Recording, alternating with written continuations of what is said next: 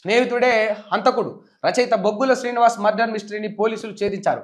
ఆర్థిక వివాదాల వల్లే హత్య జరిగిందని తేల్చారు. స్నేహితుడే 5 లక్షలు సుపారీ ఇచ్చి హత్య చేయించి రోడ్డు ప్రమాదంగా చిత్రీకరించేందుకు ప్రయత్నించినట్టు తేల్చారు. ఈ బొగ్గుల శ్రీనివాస్ గారు ఒక మంచి రచయిత, ఆయన ఒక యూట్యూబర్ కూడా అందరికి తెలిసిందే.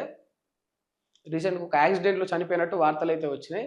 కాకపోతే అది యాక్సిడెంట్ కాదు, అది మర్డరే చేసి వాళ్ళ స్నేహితుడు డబ్బులు ఇచ్చేది ఉందట ఆయన ఈయనకు అప్పు, ఇక బలవంత పెడుతున్నానో ఇయ్యలేకనో ఇంకోటో ఇక ఆయనకేంది ఇచ్చేది అనుకున్నాడో మరి ఏమనుకుంటాడో 5 లక్షలు ఇంకొన్ని సుపారీ ఇచ్చి ఇక సంపించిన తెలివి కల్లోడు వాడు ఇక అట్లా చేసిండట.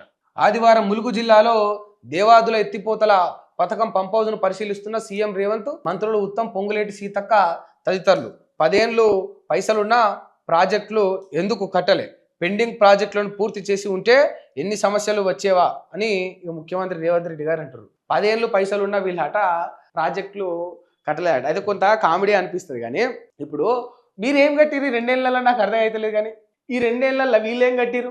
అధికారంలోకి వచ్చి వీళ్ళు 2 ఏళ్ళు దాటిపోయింది, వీళ్ళేం కట్టిరు? కేసీఆర్ హయాంలో 10 ఏళ్ళల్లో ఏమైనా కూడా చెప్పాం. ఈ 2 ఏళ్ళల్లో వీళ్ళేం చేశారు? 10 ఏళ్ళు అధికారం, 10 ఏళ్ళు పైసలున్నా కూడా ప్రాజెక్టులు ఎందుకు కట్టలే అని ముఖ్యమంత్రి రేవంత్ రెడ్డి గారు ప్రశ్నిస్తా ఉన్నారు. కల్వకుర్తి ఎవరు కట్టిరు? కల్వకుర్తి ప్రాజెక్ట్ ఎవరు కట్టిరు?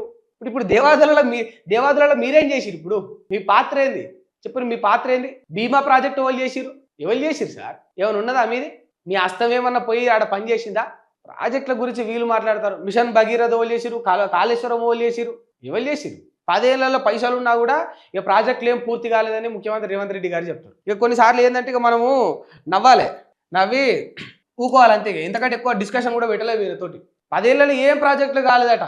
ఇక నెట్టంపాడు కాలేదు, ఇంకోటి కాలేదు, ఏం కాలేదు. ఇక ఏం కాందే అందరికి నీళ్ళు వచ్చినాయి, అందరూ పంటలు పండించారు.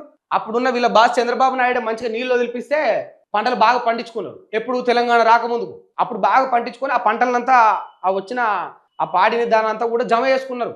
ఎక్కడ ఓనియాల బయటికి రైతులు దాచిపెట్టుకున్నారు. మంచిగా దాచిపెట్టుకుని తెలంగాణ వచ్చి కేసీఆర్ ముఖ్యమంత్రి అయిన తర్వాత 2-3 ఏళ్ళు ఆగి అప్పుడు ఆ వరినంతా కూడా బయటికి గిది మేము పండించింది కేసీఆర్ అయ్యాలని చూపెట్టుకున్నారు.